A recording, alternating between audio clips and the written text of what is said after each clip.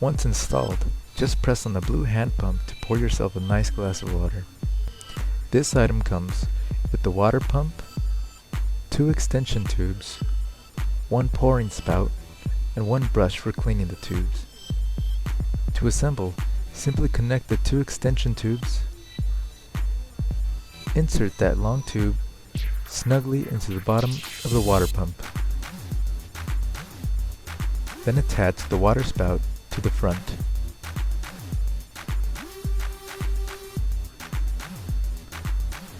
You can then insert into the bottle of your choice and tighten the locking nut for a nice secure fit. And you're all ready to drink your water.